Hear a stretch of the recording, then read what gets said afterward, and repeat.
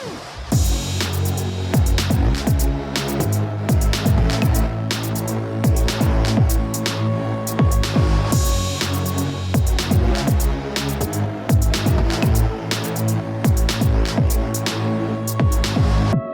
to the Buried Dreams podcast. I'm your host, Elle Morris. This episode, we have Mike Most, an award-nominated producer and DJ residing in Dallas, Texas.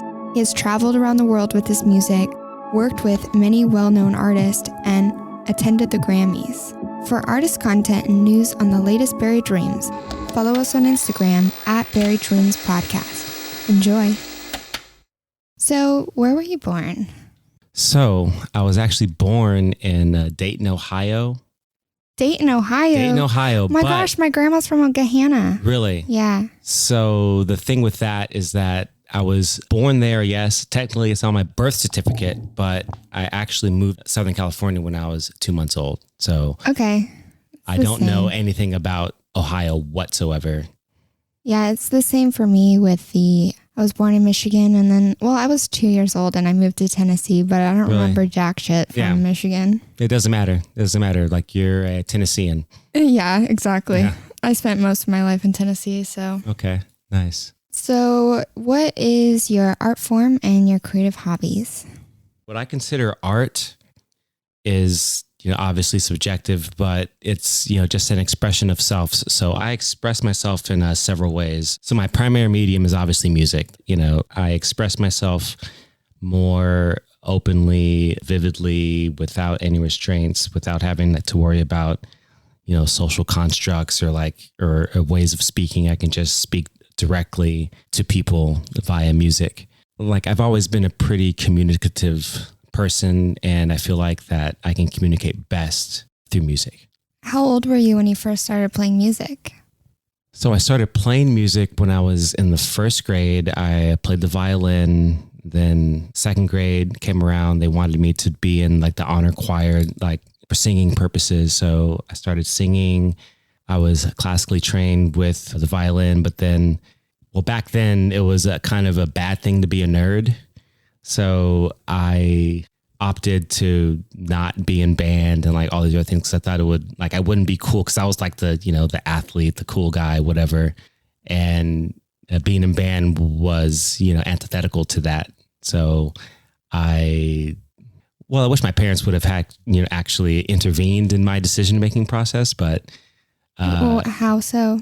I wish, basically refocused my attention. I was more worried about my social status versus developing my skill set, so yeah, regardless, I still developed my skill set on my own terms, but I just felt like if I would have had just a slight little early push, I think things would be, slightly different now, but I would say that I think a lot of kids, they'll push back on their parents and say, oh, I hate this. I don't want to do this. And they also don't want to be that controlling parent. So on one side of things, it's I get it. Your kid doesn't want to do it. But I also have the same thing with my parents. I wish they would have taught me another language and forced me to play an instrument. Yeah. I think as an adult, I don't think I'll have kids, but if I were to have kids, I'd teach them one extra language, one instrument, and they have to master it. By the time they're 18, they can decide if they don't want to play it anymore or if they don't want to speak it anymore. But by the time they're 18, it's you have freedom, but you got to learn an instrument and you got to learn a second language. Well, that's, well before they're adults. So by then, ideally. Oh, it's actually funny you mentioned that. I'm actually very adamant about that with my own kids. I want them to push themselves as far as humanly possible when they're kids, because they're the most malleable right now. They're able to absorb more information than adults are. That's just the nature of humanity. Of their brain and the development. Yeah, exactly. So they're in a highly developmental stage. Us as adults, we're kind of stuck in our ways. You know what I mean? We kind of, we can learn things, we can adapt to things, but we are who we are though, at this point, so kids, not necessarily the case, they are still trying to figure out their own, path in life. And as a parent, feel like that it's my primary goal to steer them in the direction, not just what I want them to be, because I don't want them to be anything besides themselves. I just want them to not be afraid to take a chance on themselves. You know, like you have to take risks in life because like you have to take a chance on yourself. And, you know, most people like they're afraid to do that. I'm trying to get my kids to not be afraid, you know, to go out on a limb and be yourself and, you know, pursue what makes you happy, not what makes, you know, society happy. How old are your kids? So my oldest is 20, then 14, 13, 10. Okay. So how do you feel like you're doing so far? I feel like I'm doing, you know, the best I can. I mean, like I was a single dad and then like I remarried and then like I just recently lost my wife. So I'm back to doing it. I'm again by myself. So it's been a readjustment, but I think because like they're older and like I have good, you know, rapport with my kids, like I feel like that, you know, they're fine. I don't, you know, like I'm not a helicopter parent. I'm not like, oh, you need to do this and do that. So granted, I do have rules, obviously, but I'm not like I'm not strict like that. Like I give them the benefit of the doubt because we all fuck up every once in a while. Well, that's the whole point. Especially kids. You're kind of in a bounded sandbox. Yes, very much so. And you're able to run around the sandbox, hit the walls, fall down. And I think it's so important to suffer and learn and during those years up until 18. Well, so that being said, I have 8 more years before I get that, you know, successful parenting, you know, certificate or whatever that they give all out. of them are out of the house. You know, to give it out, you know, from the government, to give them out like to all parents. Yeah, when your kid turns 18. Yeah, they're like, okay, congratulations. Congratulations, they're alive. Yeah, they're alive still. So, you know, they still have a pulse. So like, you know, like you've done a good job. Yeah. No, but that's, you know, basically like the standard though, which is not, God, it's about to go into another tangent, but like this, like kids nowadays, like interacted with like parents of friends of my kids and they just don't, this might be controversial, but I think there's a parenting problem in America right now. We love controversy. I think there's on a the Barry parenting Dreams problem. podcast. Yeah. So call me old school, but I actually hold my kids accountable. You know, I actually like if they say they're going to do something, I expect them to do that. I don't really like, I hold them accountable, which I think is the main issue right now with parenting is that a lot of parents don't really hold their kids accountable for their actions because they're human beings as well, just as we are, and their environment as much as yours as a parent or as much, you know, society at large. So what kind of experiences are you having where you notice this type of behavior? So it's mainly in like the self-care realm. So like, it's like, okay, so just like for parents out there, it's really hard to get my kids like to shower every day. So like I've had to like create certain contexts and scenarios that makes sense to them individually to where it makes sense for them like to take a shower every day. It's not like I can't tell them to take a shower every day. That's not enough. Like I have to give them reasons why, you know, why it applies to them. Yeah. You know, and you know, that's proven to be difficult given that I have, you know, kids amongst different age ranges and different sexes and I have to approach them in different ways. Yeah. Yeah, I could see that. When I was really young, I hated showers and baths. I'd always try to like sneak out of like getting a bath. But I don't know, if you don't shower once you get into high school. Sorry. That was a laugh and a cough. Sorry. Yeah, it's okay. If you don't shower, you know, by the time you're in high school, you know, people will start to bully you. Yeah, because they have, you know, a sense of smell, you know, and people don't really... Like, so yeah, like the one thing with my oldest or my middle son anyway, is that like he has a bit of a BO issue and like he doesn't address it the way that I instruct him to address it. And it's self-awareness. You gotta, you teach them self-awareness as you go. Every kid is their own and they're all gonna have their own things that they deal with. Yeah, so that's what I've been learning. Like, yeah, they're in your image. The apple doesn't fall, you know, far from the tree, you know, all the rhetoric, but they are their own people, like at the end of the day. Like they're gonna, like I'm not necessarily like either one of my parents. My kids aren't like me. Well, they resemble certain aspects of me, but they're not like, you know, like they interact with their environment way differently than I do. Obviously. Oh, really? Oh, yeah. They're a product of their environment exactly. as just as much as they are genetically. Yep.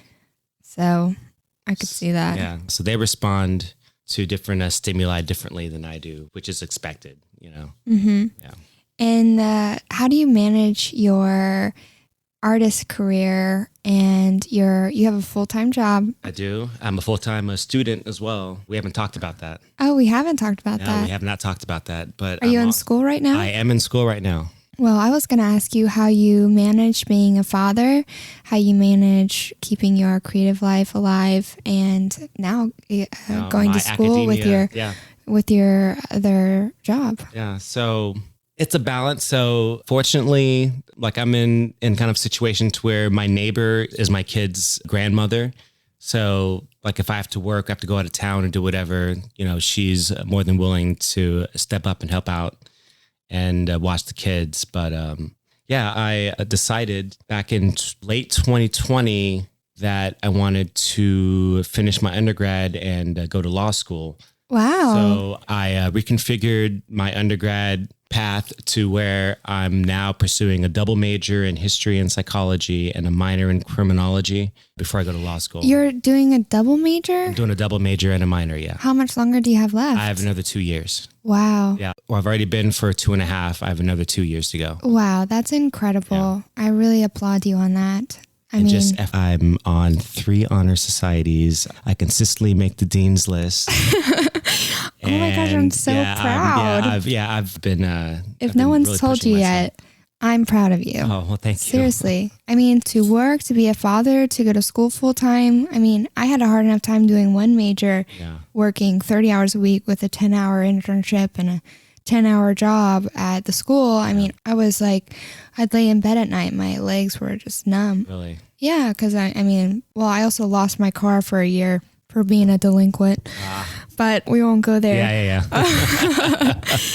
So I was like riding my bike to work, riding my bike to my, internship with a nonprofit, and then also to university for, So where'd you go? Class. University of Tennessee at Chattanooga. Okay, nice. Yeah, it's like a smaller campus. I like the experience. Where are you going to school? Going to the University of Maryland. They have a 100% online platform that actually, they started out with mainly focusing on military personnel that was stationed overseas. So that was their main platform. But once COVID hit, they made it more open. Basically, they expanded their student base to not just military personnel, but to everybody who wants to finish their undergrad. And yeah, it just kind of works. I can do the online learning thing. That's my medium. And what attracts you to wanting to be a lawyer? So I've actually always had a legal mind. So even prior to me pursuing this as a career path, I've represented myself in a couple of family court cases with my divorce and previous exes. I've represented myself and I subsequently won those cases. Wow. Because I presented my case accordingly. And in my divorce case, the judge was like, I've never seen anything like this before, as he signed all the paperwork that I presented him. And it was kind of breathtaking in a way because I didn't really, you just have to do your research. You just have to know what the process of whatever you're doing legally, you have to learn the process therein. Mm-hmm. And then once you learn the process, you file your things accordingly. You wait X amount of days, you file. Yeah, it's a process. So yeah, long story short, I've kind of always had a legal brain. It's just logic. It's not what you know, it's what you can prove. So you are studying to be a lawyer. Mm-hmm.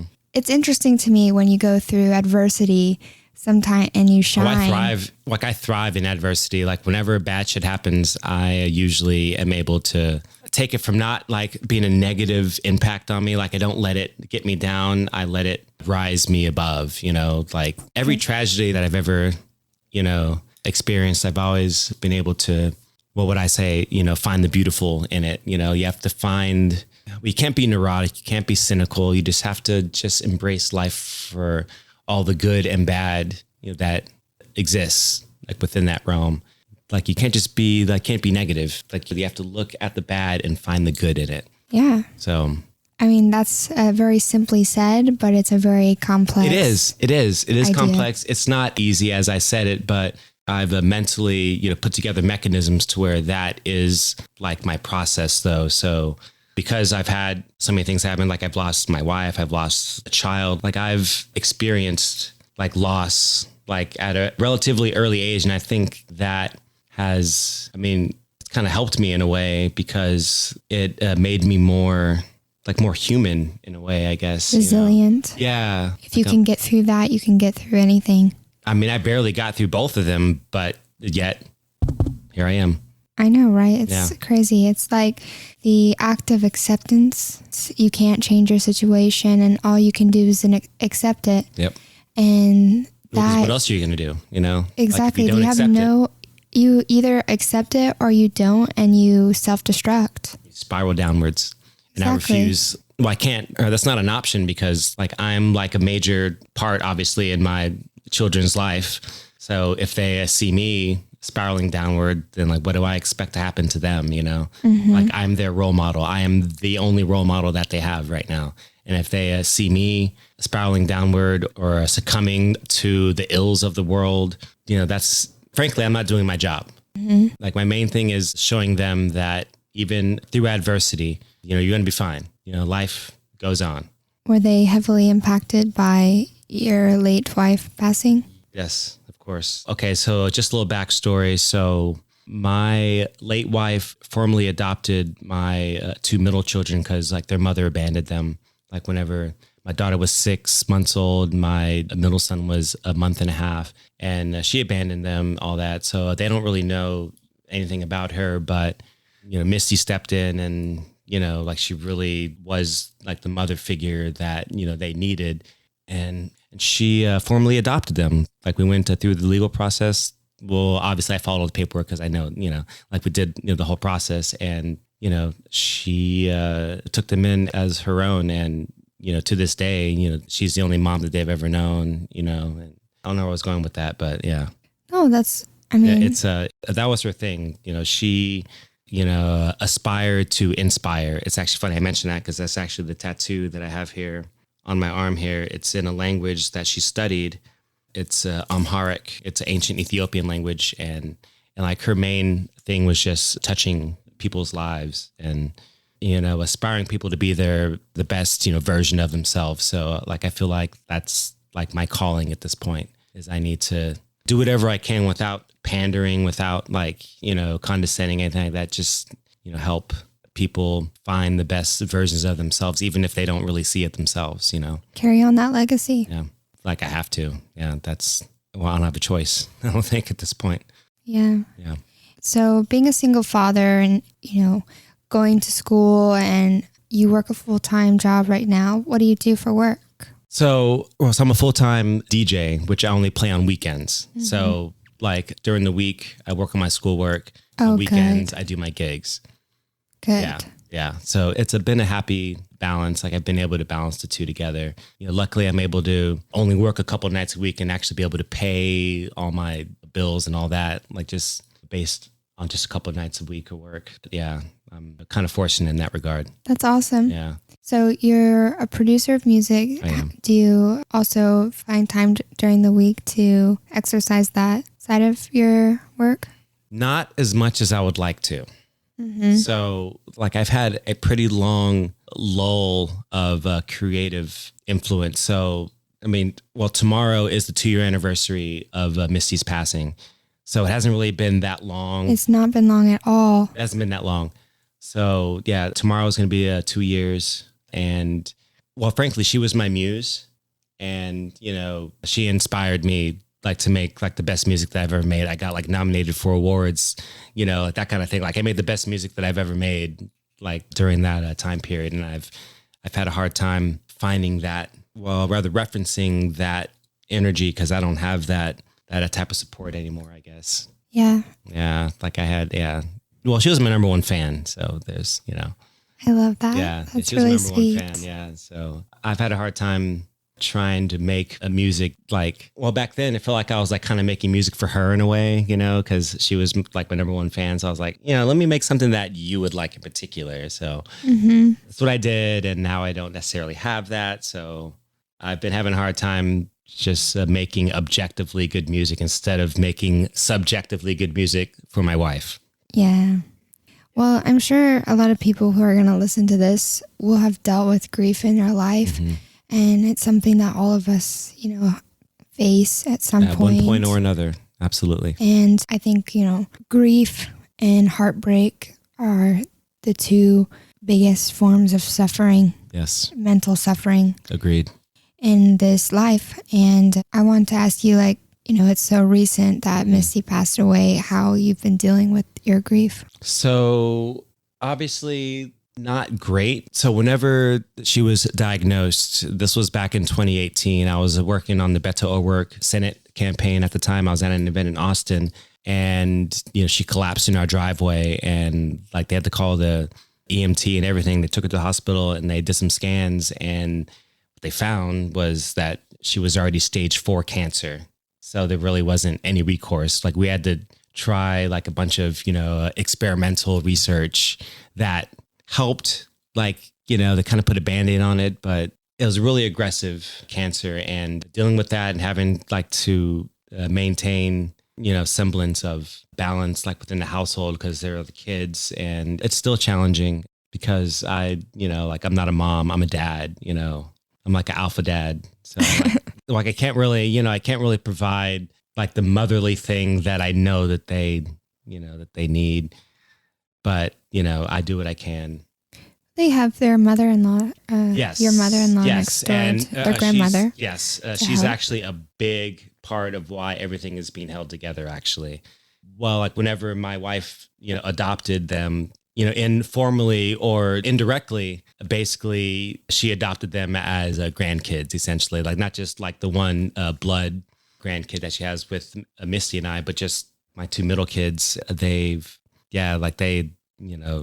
She is their grandma, and I wouldn't be able to do anything that I've been able to accomplish if it wasn't for Misty, and it wasn't, for the support that I have from her mom. So I still call her my mother-in-law, if that means anything, Yeah, I have a pretty strong bonds with people in my life, Yeah. Because it's all about family. It's all about human, connectivity. It's all about growing as a tribe. And by tribe, I mean as a species, not just necessarily my family, but a tribe too of the people you meet along the way. And exactly. It's all the connectivity, Yep. the human connectivity. It's there's no one person in the world, unless they've been born and laid on an island their whole life alone, that hasn't been touched by another human being, that hasn't been touched by another human being. Right. And we're all webbed together as a tribe. And we really are.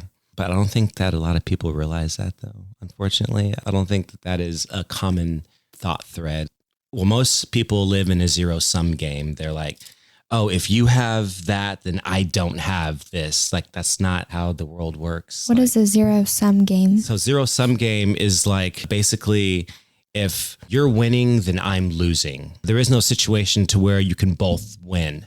Mm-hmm. It's only if I perceive you as a separate class of human being than me, and I see that you are gaining, then I am automatically losing. Zero sum, I get it. It equals 0 at the end of the day. Mm-hmm. It's either 0 or 100. And exactly. Only one person can get 0 Which or is 100. not the way the world works. In certain think industries, about sure. this. In certain industries, yes. Well, no, I think about this in the sense that I think it's not a good thing for us to compare ourselves to people. I think I'm very guilty of comparing myself, and if I hear someone doing the same thing as me and they're doing so much better at it, it can immediately make my brain go to this thought of I can't do this, I'm not good enough. Mm-hmm. But there's a process. Very small percentage of human beings are naturally good at something. And really, for most of us, it's a process. But do you think it's a small percentage, or do you think that it's more or less people not wanting to take a chance on themselves? I think that inherently that human beings, each individual has something that they are talented at. It's whether they A, recognize it, or B, they are willing to take a chance on their talent. Yeah. And risk failing at it. Yeah, risk failing. And that's the thing. They could have something inside of themselves that could blossom into something really beautiful. Exactly. But I think there's a process of, success and failure, and learning. There's more failures than successes in life. And you know what? The thing you remember the most is the process. Yeah. And it's not, when you reach that level of success, you go back and you think about that whole process of coming up. This is true. Yeah. But in theory, I believe that there is space for everyone to succeed. And I wholeheartedly agree with that. And when other people around you are succeeding, you are directly affected by the other people. Directly and indirectly. Yeah, indirectly as well by other success. Of course. So we shouldn't be trying to shut other people down and keeping them from not succeeding, if that makes sense. No, absolutely. Absolutely. I mean, like I'm trying to do quite the opposite. I'm trying to get as many people to self-actualize. I want them to realize that they do have intrinsic worth. Like whether they believe it or not, or whether people have told them otherwise, you have to just fucking believe in yourself before anybody else is going to believe in you.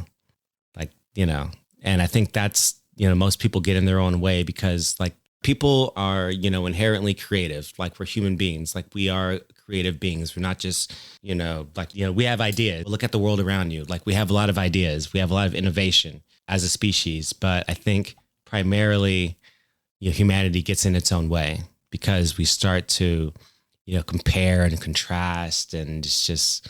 What do you think about the Dallas scene and the competitiveness among the DJs?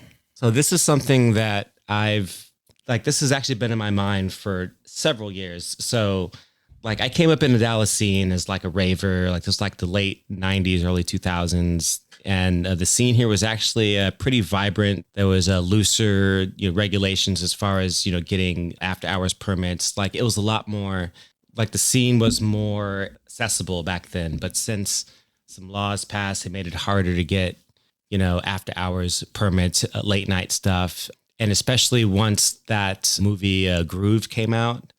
Remember that movie Groove? It was, okay, so this was in the early 2000s. This movie Groove came out. It was about the rave scene, but it focused on the darker aspects of it, the drug affiliation versus the music affiliation. Well, obviously with any, artist scene, there's going to be some element of drug use because our artists, they expand their brains in various ways. And by they, I mean we. But it became a mainstream here in Dallas in particular. And Dallas never had a chance to, authenticate, I guess is a good word to say. Dallas didn't have proper time to authenticate, the validity of the scene here before it was wiped out. So, yeah, I think Dallas could have been a nice electronic music scene, but I think that ship's already sailed. We just kind of exist now as a city, a major city, no less, but without a musical culture. Dallas has no musical culture. Sorry, Dallas has no musical culture. You think we have no hope for the future? I mean, hope. So a culture isn't really something that is just adopted, just something that just catches on. It's something that is underground. It's being developed. So you have New York, LA, New Orleans, Chicago, all these places have definitive musical cultures there that is undeniably it represents their city, essentially. Berlin, they have, all these cities, they attach musical culture to their identity, to their very identity. Dallas never has had that. And I think we've tried it here. It just failed.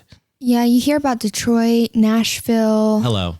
But Dallas, yeah, I never hear of any. You don't. Not even country music. Austin, you do. Austin, yes. Houston, you do. Because they have. Houston is more on the hip hop side, but they still have a definitive culture there that you can associate with Houston. Austin has the same thing. Dallas just does not have that. And I don't think that it's in the stars for Dallas. I think that we are a, sorry to say, but we're a bandwagon city. Bandwagon. We're a bandwagon city. We don't have, we're not mavericks as far as culture goes. We don't define anything. There was a time where Dallas could have identified themselves during the whole Erykah Badu movement. back when. Erykah Badu. Yeah, Erykah Badu. Yeah, like I know. Those are my people. Yeah. Like I love them all, but I think that was a missed opportunity, though. Like I think that whenever she was blowing up in like the mid '90s, I think that like more of the city should have been embraced by like what she was doing for the city, because that's what happens. That's how you create a culture, is you have someone who is a vanguard to that and bring in the neighborhood, essentially, like you bring in the local sounds. That's what's happened. That's how you create a culture. I think there was a missed opportunity there with that, because I mean, Erykah, I love her, but she's doing her own thing. She's got this whole vibe going on, which doesn't necessarily comport to culture building necessarily. It's more like idol worship in a way than like actually just being a part of the, I don't know, I might get in trouble for this, but No, whatever. like I said, we love controversy on the Buried Dreams podcast. Yeah. So Good. give it to me. Give it all. I've got plenty of that. So yeah, it's a pretty cliquey in Dallas is what I'm trying to say. Like it is cliquey. Like it's unreasonably cliquey.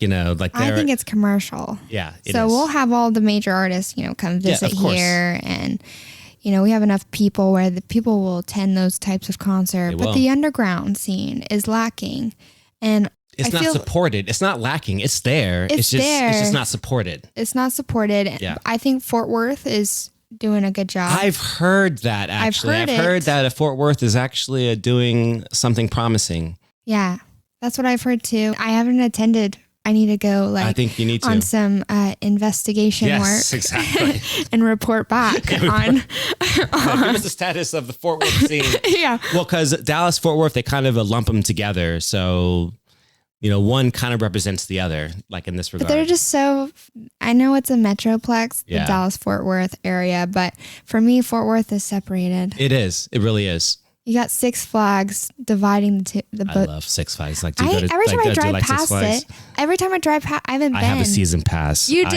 Let's go. We're gonna freaking go. I want to freaking go. You want to fucking go? I want to go. We're gonna fucking go. So every time I get on that highway, what is it? It's I-30. Yeah. I-30. Yeah. Going to Fort Worth, I always pass Six Flags. I'm like, dang, I forgot this was here. And yeah, I totally want to go. I want to go to the amusement park. I think it'd be such I'm going to hold you to that. No, seriously. I'm going to hold you to that. You can hold me to it. Let's go. Let's go. Let's ride. Okay, so we're going to get on Titan first. First of all, we're going to get on Titan first. We're going to ride in the front row, in the very, very front, and not in the back, not in the middle, in the front.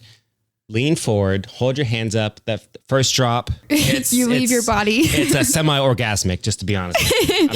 I'm just saying. Dude, I love roller coasters, but I remember the last time I went to a theme park, I rode too many roller coasters and I felt very nauseous by the end of the day. So that happened to me as well, actually. So like I did all like the fast rides in the beginning, but then my kids wanted to ride like, oh, let's get on Mr. Freeze, blah, blah, blah. I was like, okay, let's go on Mr. Freeze. Like after I got off Mr. Freeze, like my head was like completely out of whack. Like I was all dizzy and like, guys, I think we need to leave. Like, I think that ride fucked me up. Yeah. Like I'm not as young as you guys are. I can't handle, or the shit that you guys can. Let's fucking go. It's crazy how kids don't, it didn't even faze me when I was a kid. And my parents would always be like, yeah, I can't ride on that. I'm too old. I'm like, it's like, whatever. Excuses, excuses. Yeah. And then as you get older, you recognize, oh shit, I get it now. Yeah. I don't know if like Dramamine would be good. So like they use that like for pets and like that kind of, I don't know if like humans like should use Dramamine. They do use Dramamine. Really? Humans use Dramamine? You can buy it at the local drugstore. Yeah. Well, over the counter. Over the counter. Is it? Yeah, definitely. It's like motion sickness. I didn't know that. They have motion sickness medicine. So Dramamine is treated like for motion sickness. I didn't know that. Okay. Yeah. Well, I've only heard it in the context of calming your pets. Yeah, so Dramamine will make you sleepy. Okay. But it also cures motion sickness. Oh, I didn't know that. Okay. Yeah. It doesn't cure it. It just it just kind of staves it off. Like until you're not in motion. But then you're going to be asleep on the machine. So I don't know. Yeah. Are you ever afraid that the machine is going to drop you? On a roller coaster? Yeah. Nope. You're not? Well, because they test these things pretty rigorously, and the chance of error that will end in a human suffering is extremely fucking low. Because they test out all their machines like before they put humans on there. So I'm fairly confident they've done their due diligence before I get on the ride, that they're, are assured that like my head's not going to fly off or anything like that, or like my body's going to fly out of the thing. Like I have a pretty high level of confidence that they mitigated that before I boarded their ride. So yeah. Yeah. Well, I want to go back to the zero-sum theory that you brought up. Okay. And the competition with the DJs in Dallas. I think it brought up another idea in your head, but I want to know that question specifically about, do you feel like the DJ scene is really competitive here?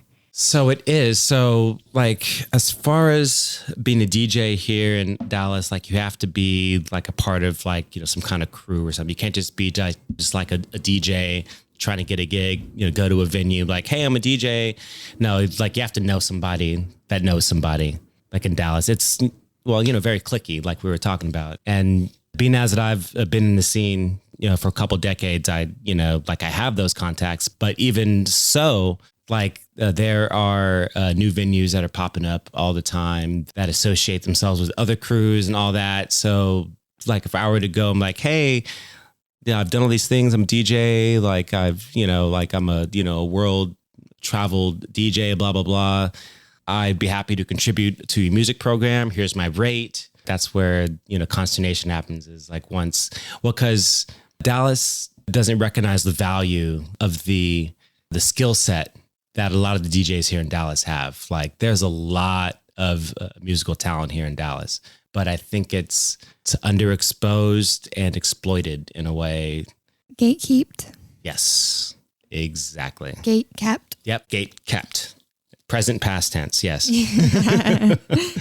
But yeah, it's definitely up, the promoter, if they like you. No, seriously, it has nothing to do with like the actual quality of your music. It has everything to do with your relationship with that promoter. Like you can suck as a DJ, but you'll, or be able to get a gig at, Lights All Night or something like that, or It'll Do, just because like you're cool with that one guy, So.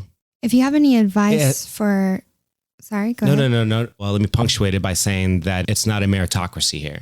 What's that mean? It's meaning that it's not, it doesn't matter like how good you've done or how good you are. It's all nepotism, essentially. It's just who you know. Like if you're close enough friends with them. I could see that, totally. Yeah, that's the Dallas in a nutshell. Like, hope this doesn't, this interview is not going to prevent me from getting gigs. Fuck that. Like, I'm being honest, and all you out there hearing this that is in the scene knows that what I'm saying is true. So anyways. Yeah, well, I mean, I think I can even see it on the outside too. Yeah. It is cliquey.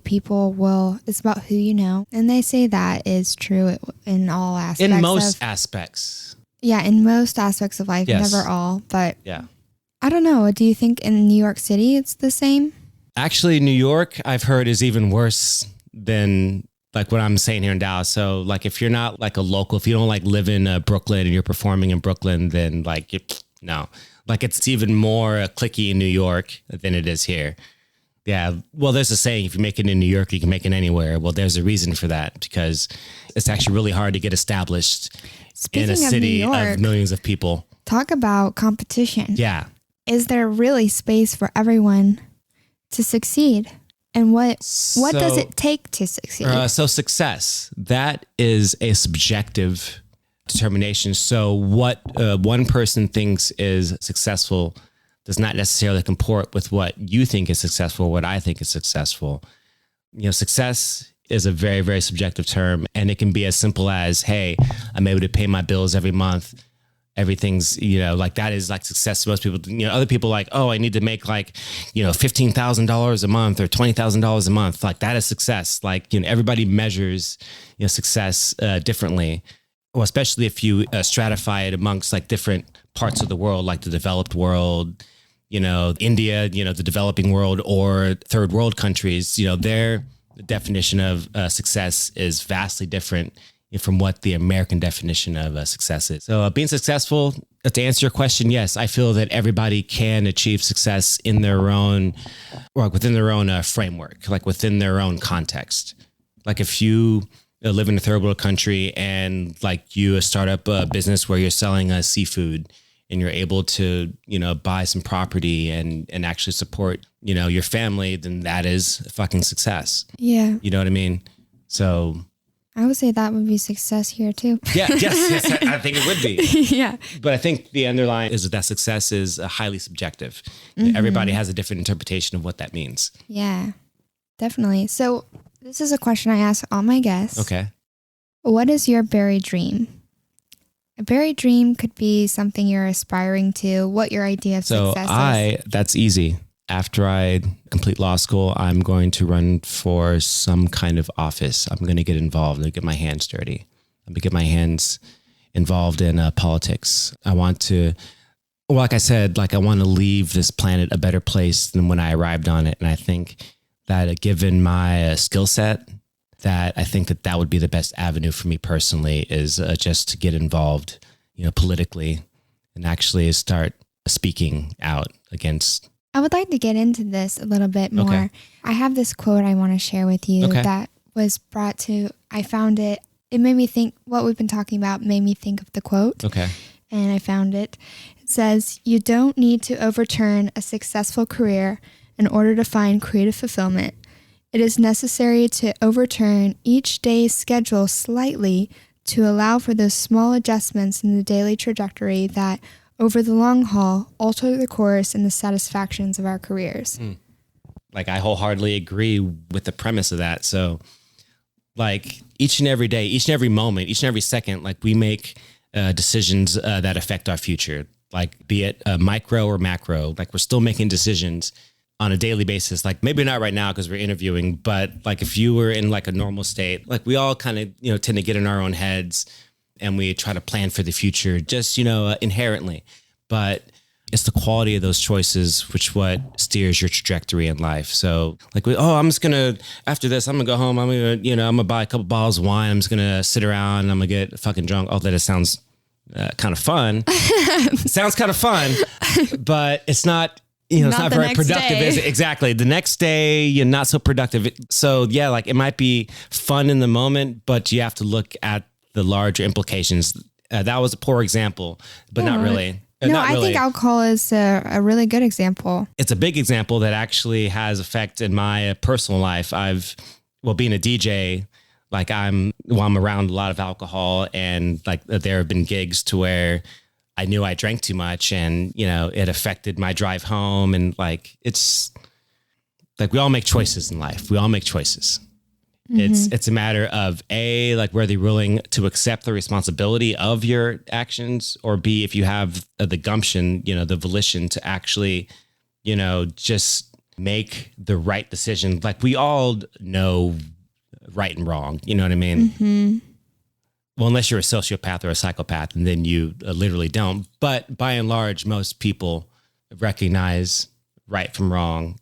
We tend to not really factor in the true weight of our decisions at the moment of a decision making. So we, humans, we kind of suck as far as decision making goes. Yeah, we're not that good. By and large, as a species, we're not that great. I agree. I think us going through those hardships and those stupid decisions and getting cracked on is what helps us develop and grow. So, absolutely. You kind of, of course, drinking and driving, it's can be a very terrible thing. It can end up in a really terrible way. Yeah, I mean, very much so. Many of us have, been in trouble for that too. Mm-hmm. But at the same time, it's if we're lucky enough, we get caught and nothing else worse happens. So best case scenario. Best case scenario. Yeah. So some of us don't really learn our lessons though. Yeah. I think most of us don't learn our lessons until it's already too late, and we're forced to learn lessons because we're dealing with the consequences of said actions. Yeah. Well, what I pulled from that quote was, sometimes I get in this mindset of, I wish I could be a full-time creative and make a business of only my creativity and be my own boss. But at the same time, I put so much effort and so many years into having a successful career in my field. And then I get in this mindset of, well, I have a full-time job, and if I'm going to be successful in my career, then I can't have a creative life.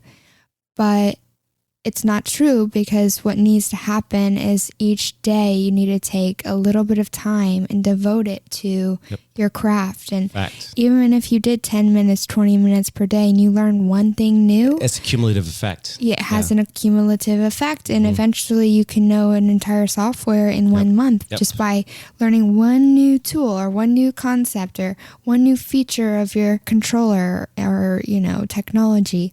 Well, actually, it's funny because that's what I was alluding to. Like, a lot of people don't want to take chances on themselves, and that is a form of taking a chance on themselves. They're learning something that could potentially be, arbitrary to them, but they don't know that. Like, they just they need to crystallize their knowledge to master something and be comfortable enough to take a chance on yourself. Like, you just have to, that's a big thing, is that people don't want to actually, take in the cumulative effect of what learning is. Like, we got out of high school, it's like, okay, that's all the learning I'm going to do now. Like I'm done. It's like, no, you should, learning, continues throughout life. You should not just stop just because the formal training stopped. You should always be, intellectually curious, I think. But I think the fact that most people just are not intellectually curious, that they don't really have an interest in learning new things beyond what they already know. Like, they're willing to expand on the things that they know already, to either confirm, their bias, or maybe it's buttressing their confirmation bias. But it's, I think that Americans are we're about to go through a hard time, socio-politically, because we got, well, it sounds like I'm about to go off on a tangent, I think. It does. I was I was ready for it. I want to hear your opinion on this, because I also have the same feeling. Yeah, it's a weird feeling It's inside. very strange. So we have the 2024 elections coming up. We have Trump as the assumed Republican, candidate. He was just recently indicted on a 34 felony counts last week. And there are more indictments coming from different states because of all the shit that he's done. And they're actually holding him accountable, which is great. But I just don't really know how it's going to affect the, our political climate right now. Because there are 100 million people that are all gung-ho about Trump and that form of governing, if you want to call it that. More strong man, this guy makes the rules, we're just going to follow and obey. There's a lot of that, in the American populace right now, but there's a more substantial amount of the American populace who's no, this is bullshit. But I feel like that those voices have kind of been muffled just because of, local politics, essentially. If you break down politics on a local level, it gets very stratified. So that comes down in layers. It depends on where you live. So we live in Dallas County, it's, primarily, Democratic leaning, but there are pockets of, opposite ideology. And I just don't think that we're able to have a conversation anymore, even with people that you disagree with. And I think that is the lost art of politics, is you have to be able to talk to your enemies. Well, not your enemies, but people with respect. Yeah, exactly. Just respect, the other people's let's just views. agree to disagree, but we can still have a dialogue. We can People get really fired up and offended as soon as someone doesn't have the same view as them. And I don't agree with that position.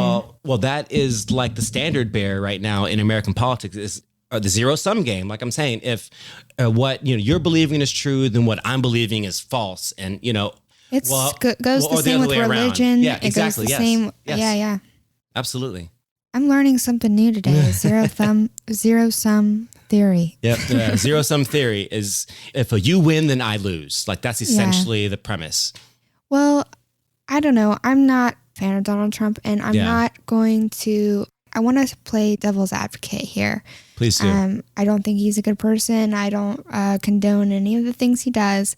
But what I hear from a lot of Republicans is that he has a stance of similar to Elon Musk, how he kind of sheds light and gives light to the public on what's really going on behind the scenes. So I can't really disagree with that, but it's through a certain prism. It's not, Donald Trump isn't generalizing. He is talking to a specific audience. He doesn't try to make his rhetoric more accessible, more digestible, to the general American population. Yeah, to both sides. Yeah, exactly. He's talking to his base. Well, I mean, that's the problem here. It's like with all these advertisements. Right, and it's all hyper-partisan, yeah. It's hyper-partisan because you have to really strongly cater to one side to even win. Yeah.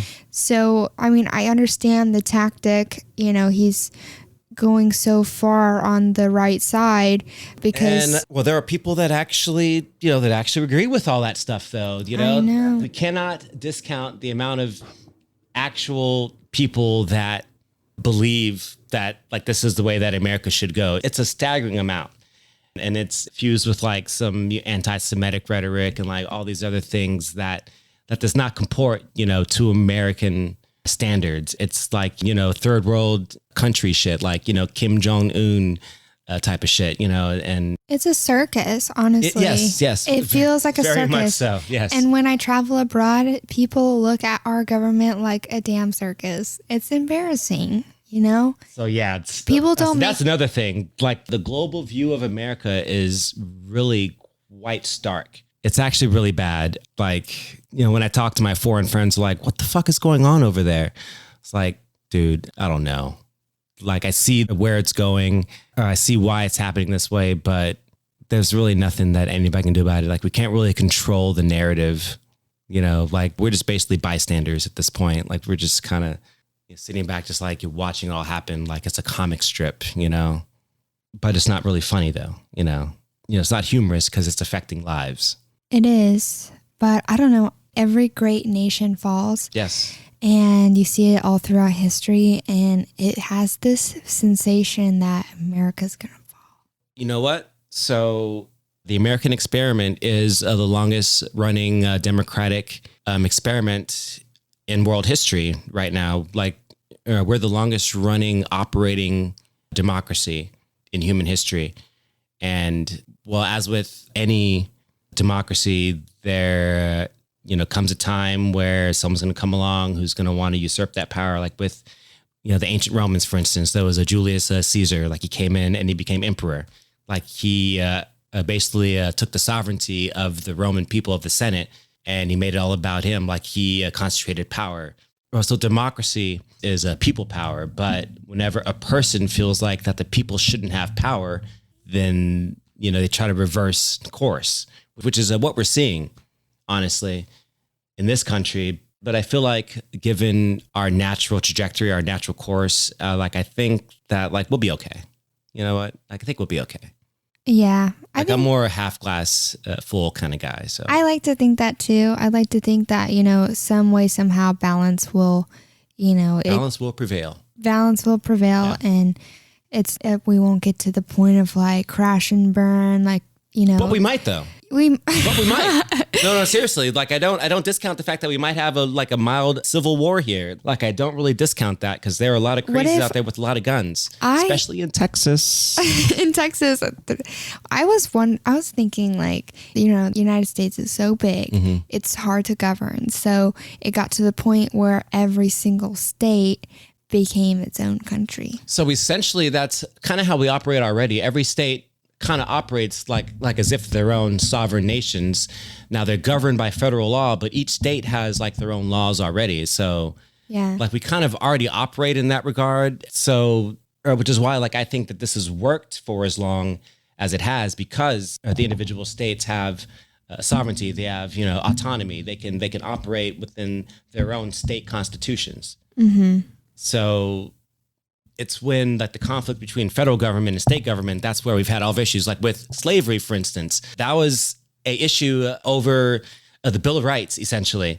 That was constitutional issues. Oh, well, it's not in the Constitution, so we can own people. Okay, let's compromise. Let's allow them, 3/5 citizenship. Okay, yeah, we'll sign off on that. So yeah, it's always been a certain sense of inequity, even baked into the words of the Constitution. It wasn't like I said, freedom for all, or pursuit of happiness. But no, that was only written for white landowners, mm-hmm. at the time. Those are the only people that could vote. Those are the only people that, that had a voice. Not even women, minorities, forget about it. But yeah, it was only landowning Anglo-Saxon men, not even Irish, not Italians, because they weren't allowed back then. Yeah. So yeah, like I said, we've made progress, but we have a long way to go still. We do have a long way to go. Long way to go. Maybe things will get shaken up and we'll kind of learn from that.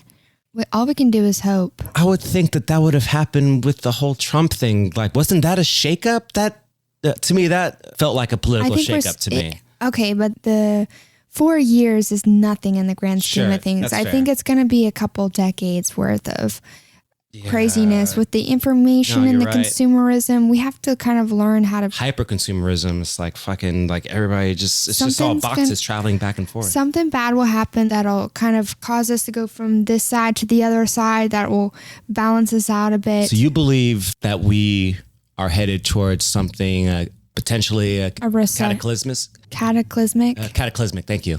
Yeah. I feel the same way. I think everyone kind of has this intuition. Yeah. Everyone's in denial. Everyone wants to live their life. Of course they do, but you can't object you have what's that coming, feeling. There's that energy there where we're all like, this is something that history has never seen before. No. Like in this age of technology, This is all information, new. This is all new. Artificial intelligence, consumerism. So AI, that's another topic altogether. But I know. Yeah. I know. Yeah, but that's, like we're in uncharted territory right now. Where we don't really know. I mean, there's like the nuclear war, threat of nuclear war. There's the cyber. I think that's more of an old threat. I don't think that like we're gonna like consciously let off nuclear weapons at this point. Like we saw what happened there. Well, yeah. So I don't think that's a thing anymore. It's still a threat. Well, it's a threat, yes. Because we still have nuclear weapons. But I think we're all in the same consensus. I don't think we're going to use them. We're all like... Exactly. We're not going to use them. I think we're so intrinsically egotistic that we wouldn't... I don't want to kill myself if I were to throw off this nuke and I would get killed. Well, if we throw off these nukes, we're going to get nuked too. Yeah, you know what? You might be right. You might be right. I don't know. Let's hope I'm right. Yeah. A bit of narcissism involved there. Narcissism saved humanity. Yeah.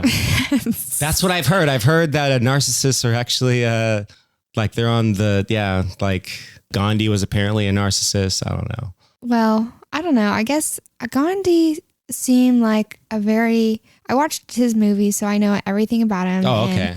And his movie portrayed his life exactly how it was. So I'm being sarcastic. Okay. But I could see that too. I think once you have so many people who are like you kind of worshiping you in a sense, I think humans aren't made to be able to handle that sort of pedestal. Well, not to call, Gandhi's mission bad, but no, it was great. But he had a psychopathy. Like you have to look at it, like from a psychological perspective. Like he had all these followers. How can that not affect you in adverse ways? Like you can't, like there's no such thing as humility at that point when you have, millions of people who are willing like to do whatever, like you say, which is the same thing with Donald Trump, for instance. He has, to me, he's a cult leader. Like he has like this diehard faction that's like willing like to wage war against the government if anything happens that is disagreeable, to a dear leader. It's just, I don't know, there's a certain, there's a certain fanaticism involved right now with mainly the Republican Party, like Democrats. So like, funny story. So I've actually advocated for the U.S. to adopt a parliamentary system. Like I've actually written a paper on it. We need like more than just a two-party system here in order to fully represent the needs and wants of this country. Because there are like, it's not just Democrats and Republicans here. There are people that fall heavily on that spectrum, and I think like we need a more than just two-party or three-party. We have like your Republicans, Democrats, and you have your independents. No, that's not really a legit, opposition party. That's just, there's no way that independent party is ever going to win a major election here because of how bifurcated our system is. But we need to be more, pluralistic about it. We need to have like the workers party or like the rich billionaire party or like, you know what I mean? Like everybody needs to be represented and their voice needs to be heard. And I think that with all the clumping that's happening with Democrats and Republicans, you have like your rich people here, your lower income, or uneducated people over here.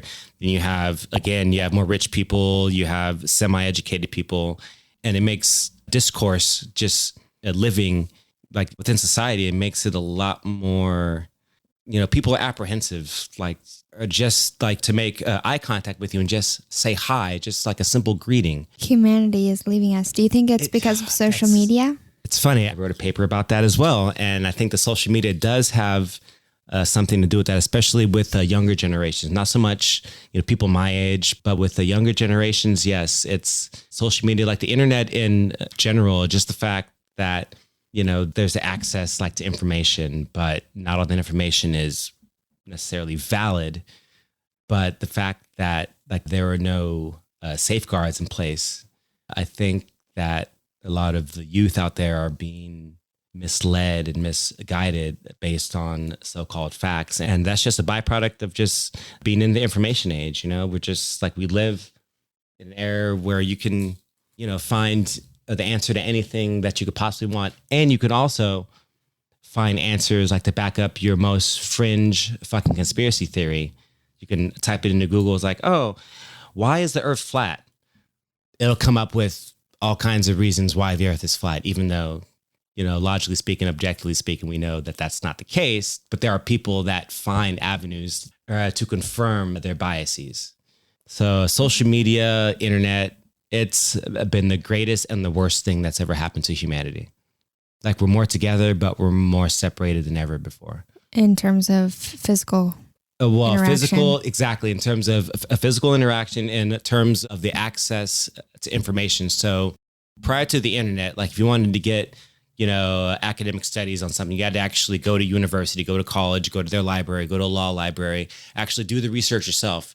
Now, like you can Google it, but it's more skewed based on the framing of your question. So if you ask it a certain way, it's going to color the answer in a certain way, and it's going to give you academic resources that back it up. I put that in quotes because not all academic, resources are publicly available. Exactly. There's that, or they're not very, objective. So if you were to go to, let's say, like a super, right-wing school, and you ask like a legal question, like it's the answer you get from that institution is going to be colored through their politics, which is not how education shouldn't be, political. Like these are a basic set of stats, data, information. This is what has been proven. It's what's been always been proven.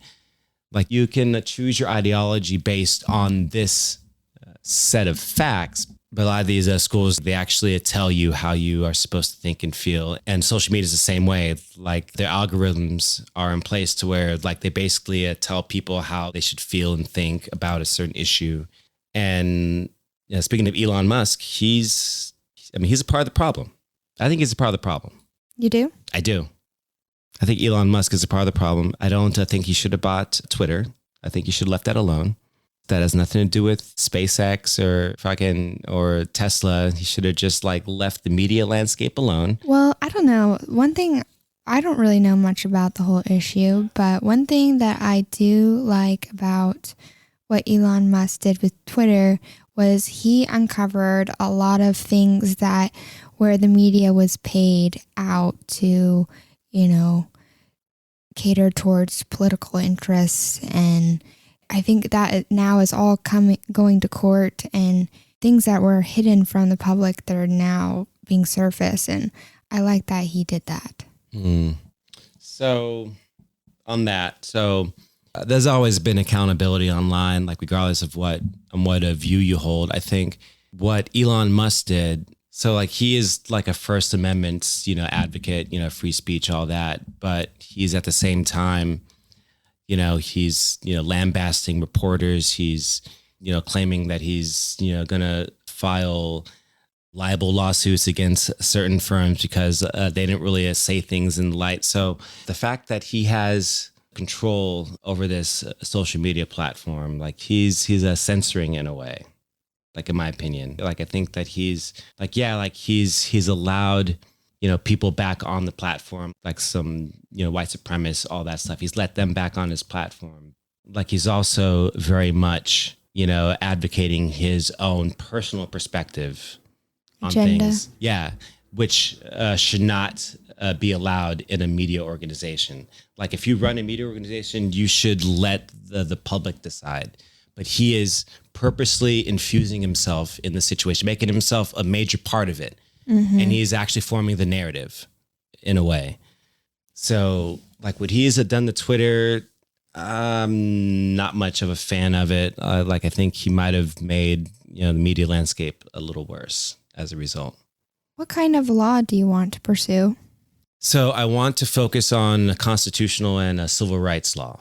So I want to help those. Well, the reason why I want to focus on those is because this is just me trying to tell the future, but I have a feeling that people's like your average citizens, like our civil rights are going to be violated a lot in the near future.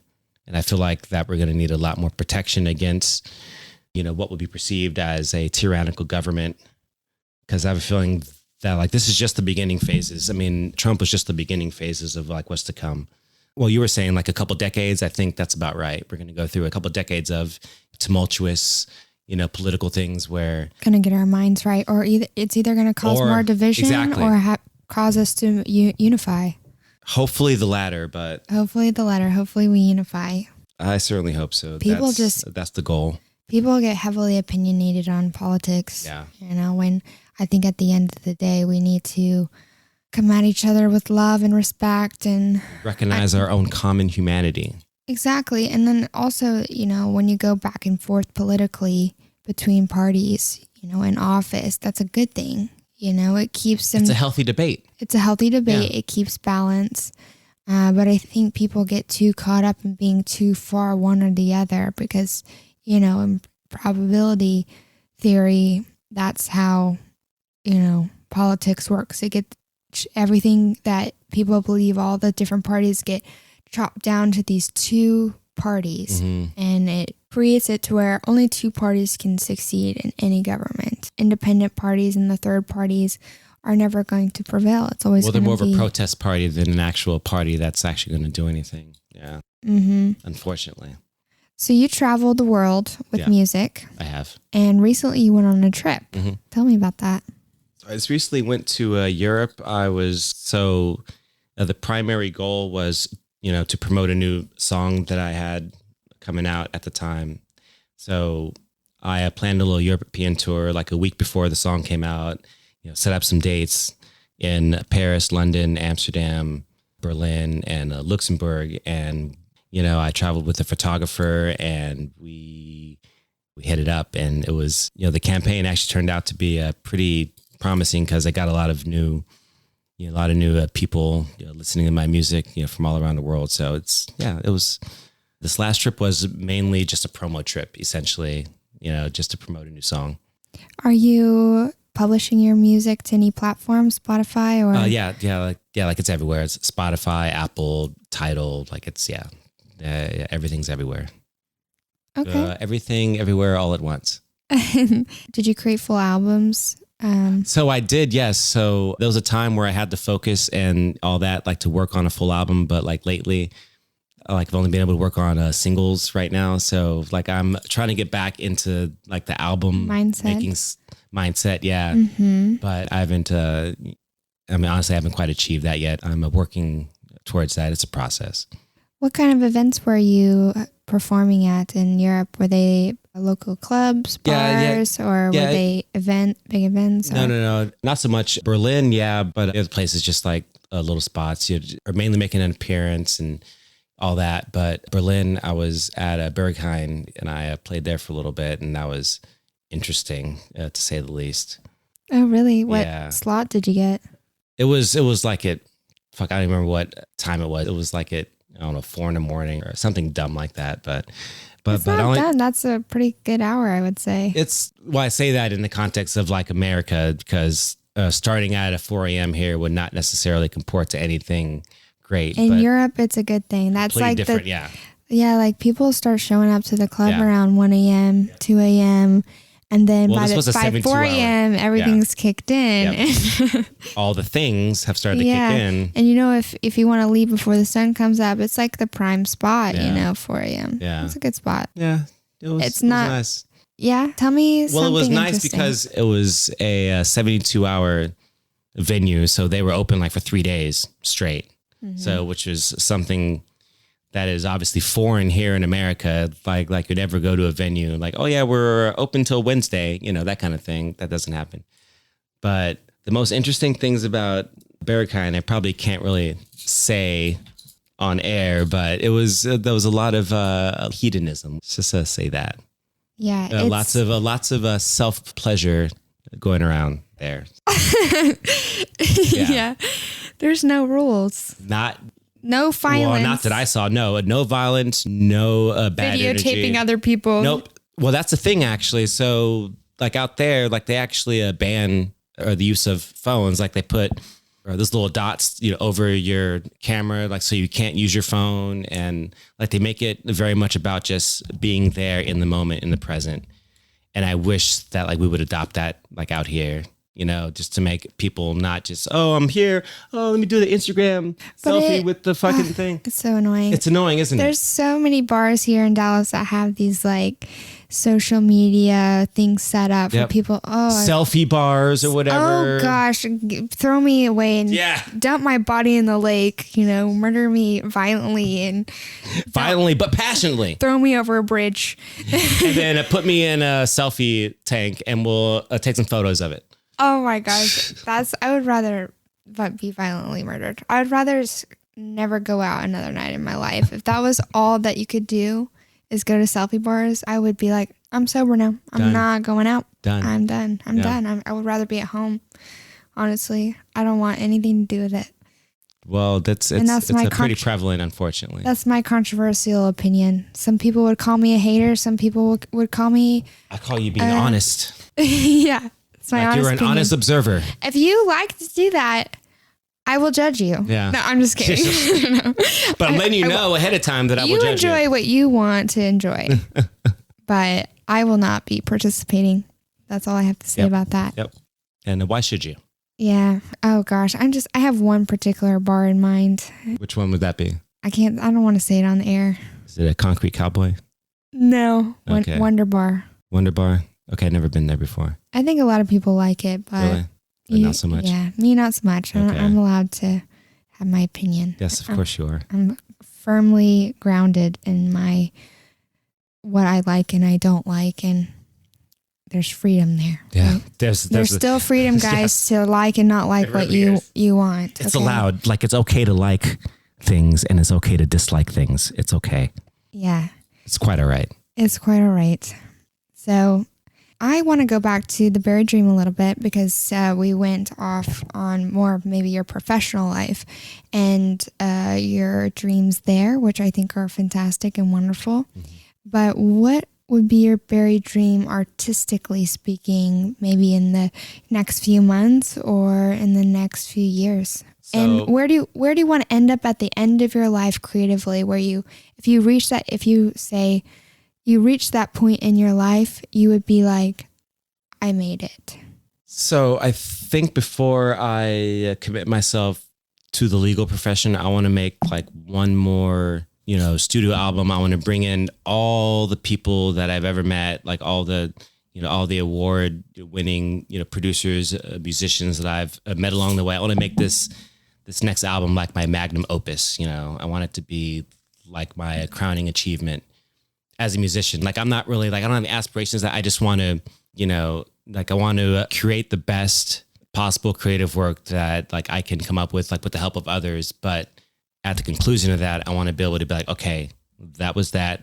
Now it's on, to the next thing, which I'm not going to ever not make music, but there will be a time where it's not going to be a priority anymore. Cause like I'm gearing myself up to make that a transition already now. So what's not going to be a priority anymore? Making music necessarily. Yeah. Cause like you want to move into more politics. Yeah.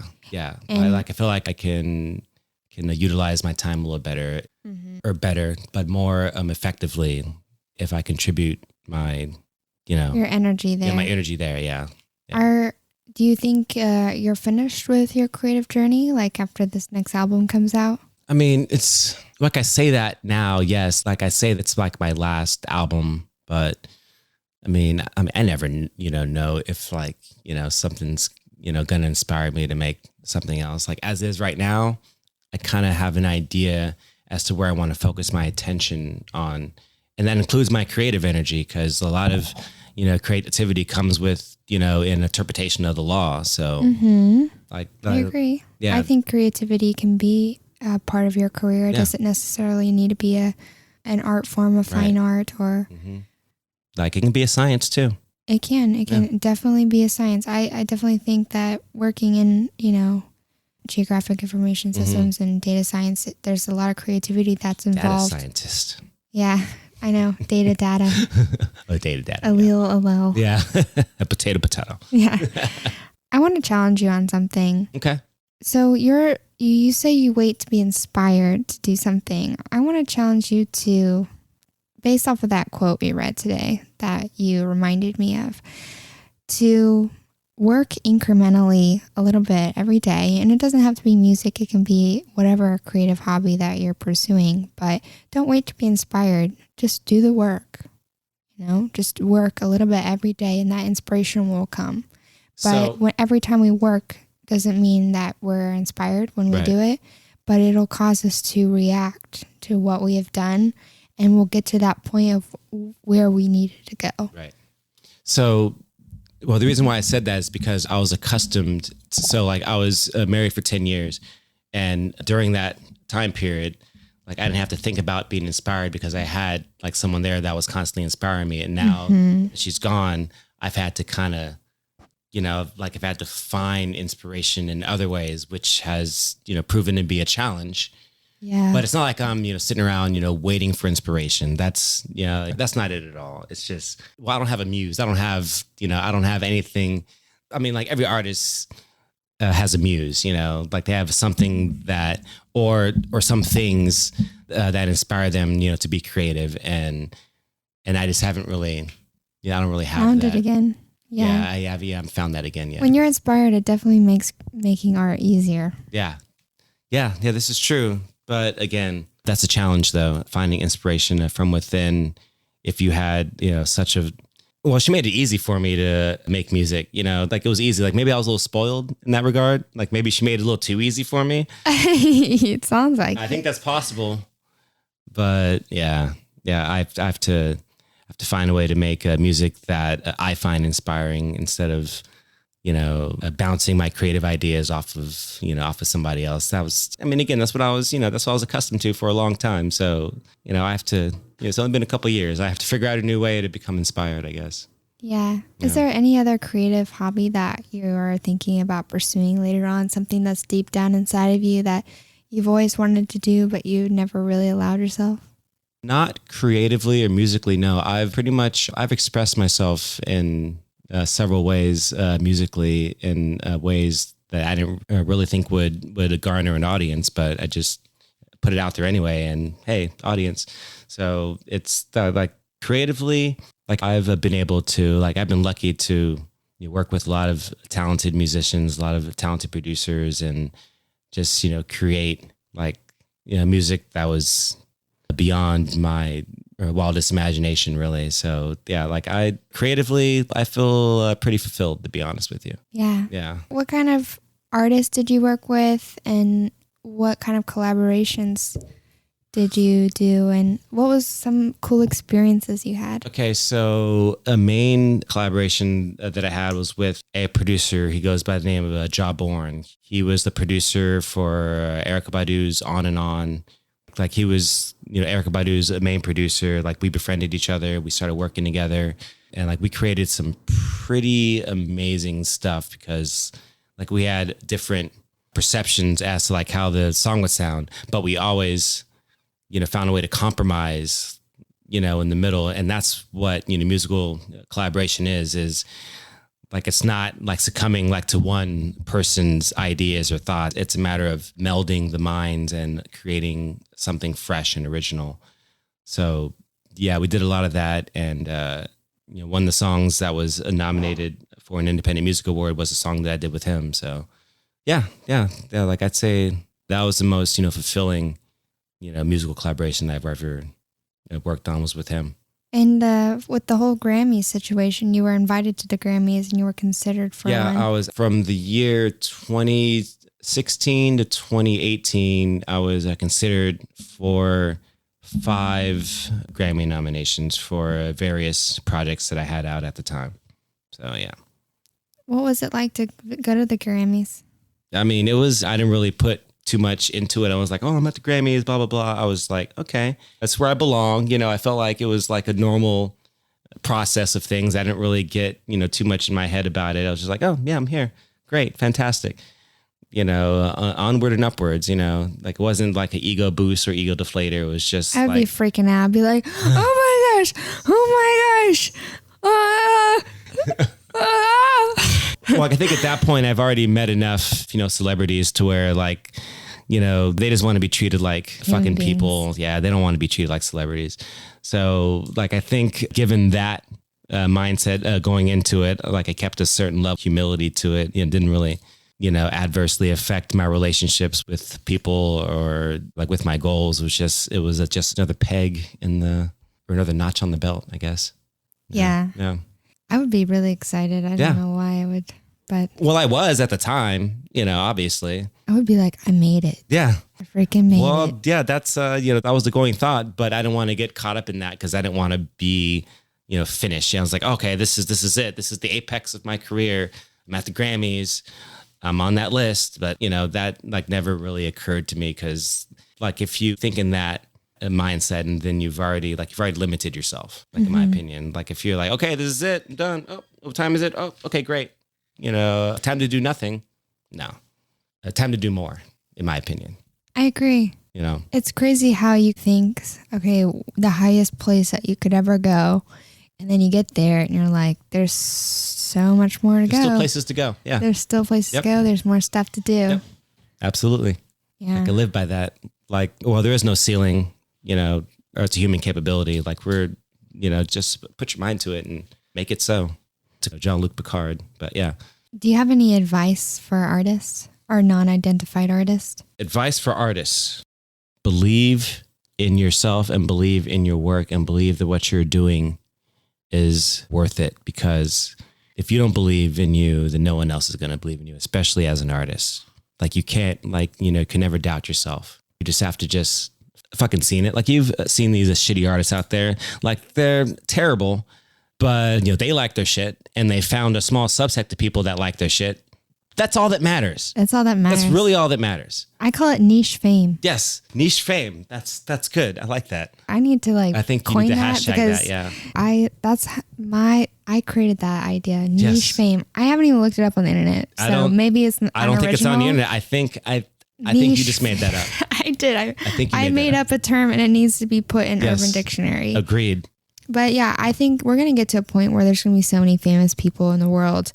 And we're all just going to be famous to like 10,000 people in different parts of the world, different places. And we're all going to have our 10,000 people. And some people consider me semi-famous. I don't really see it that way. Like I go to places and people recognize me randomly, but that's like fame is a very, very subjective thing. It's how you feel about other people's adoration. That's what determines a celebrity. Like if you need that, like if you crave that, then you're one of those type of celebrities. If you're just like, say, Diplo or like, one of those guys, they don't take their celebrity too seriously. They recognize that they have it, but they don't necessarily like exploit it as like a part of their persona. It's not like a part of them. Like, I've sold, millions of records, but I'm also running a marathon, like I'm also doing these other normal things that, people don't like to be pigeonholed, or whether you're a celebrity or not. Like no one likes to be, pigeonholed into believing, or like into other people believing that this is all you're capable of,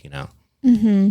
Like, people have an intrinsic need and want like to be generally accepted. Mm-hmm.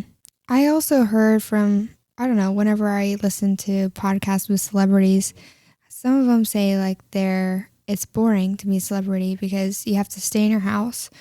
Everywhere you go, you're getting harassed. You can't just like leave and go to the supermarket and pick something up. Like for the most part, yeah. And then they also say like you can't just go to the club and enjoy the club. It's like going to the club is a whole fiasco.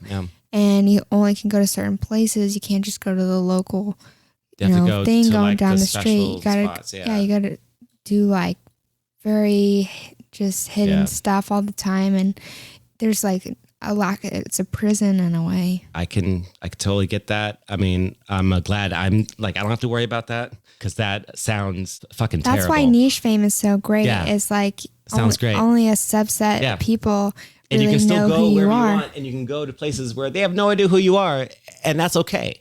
Exactly. It's totally fine. You're not going to get harassed by paparazzi, and maybe, the worst is someone wants to take a picture with you, but that's innocent. Yeah, that's innocent enough. Well, thank you so much, Mike Mose, for being on the Buried Dreams podcast. It's been my pleasure. It's been a pleasure, honestly, to get to know you better, and I'm going to hold you up to that Six Flags trip. I am a man of my word, so let's plan for the beginning of May after I get back from Belize. Okay. Oh, yeah. So I wanted to have you plug yourself. You have any events coming up, and what's your social media? So yes, I have a music fest that I'm playing at in Belize. It's the first time that we've brought it back post-COVID. It's the Sun and Moon Fest in Belize. That's going to be April 26th through May 1st. So if anybody's in the Central American area during that time, come on by. But social media handles, I go on Instagram at Mike Most. That's MIC_MOST. Facebook, just, search Mike Most, or, MIC_MOST, 2 words. I'm not really active on Twitter, so. That's fine. So screw Twitter. Screw Twitter, screw Snapchat, screw Facebook. All that. Instagram. All of it. It's all about the IG, baby. All about the IG. And don't forget Reddit. Oh, well, how can I forget Reddit? Oh my God. How could you forget? Oh my goodness. That's just like TikTok. So I'm not. Well, so technically I have a TikTok, but I didn't actually set it up myself. My parent record label set it up for me. And apparently I get a lot of views on there. I don't know. I don't want to get into TikTok. I want nothing to do with TikTok, to be honest with you. Yeah. I tried to get on it, but I just couldn't. It's a little, I don't know. It's a bit much. It is. It's too much it's too stimulating. Yeah. I get weird head. It's overstimulating, I think. It's overstimulating, and I get these weird brain things. Really? It's like a fog in my brain. TikTok related? It's like an anxiety, like I'm not getting enough oxygen. It's too much. I can definitely understand how that would, be an affect of watching mindless fucking TikTok videos. Some of them are funny.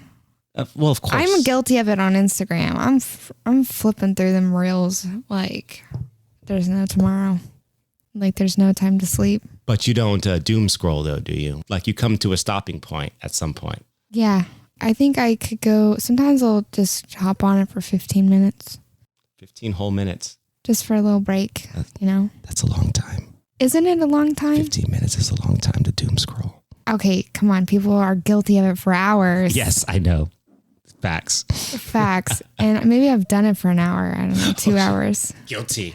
I have done it. I have done a doom scroll or two. Yeah. I can confess. I've doom scrolled a few times. I've done it. There's no shame. You got to know. You got to find out. Yeah. I guess it was going on in the world. Exactly. In the minds of your friends and peers. I like the little comedy snips. They're funny. Yeah. Like I get a few of those on mine. On the things you might like, things with Brad Pitt or or some a celebrity doing something normal, which people find funny for some reason. It's like, they're being regular human beings, because they are. Mm-hmm. I mean, in case you guys forgot. Yeah, everyone is a regular human being behind the lens. Everybody's human being. Well, by everybody, I mean humans, not animals. Okay, anyways, I think I needed to clarify that, but. Well, Mike, I wish you the best on your lawyer journey, and I hope everything that you want out of this life is delivered. Thank you. I certainly hope so too. I hope you're right. I think you'll make a big impact. Thank you. That's the goal, to inspire other people to be inspired. It's a chain reaction, just trying to spread the love here. Yeah, I think that's awesome. Stay tuned, as we will be playing a song produced by Mike Most called Running. Well, see you next time, guys. Bye.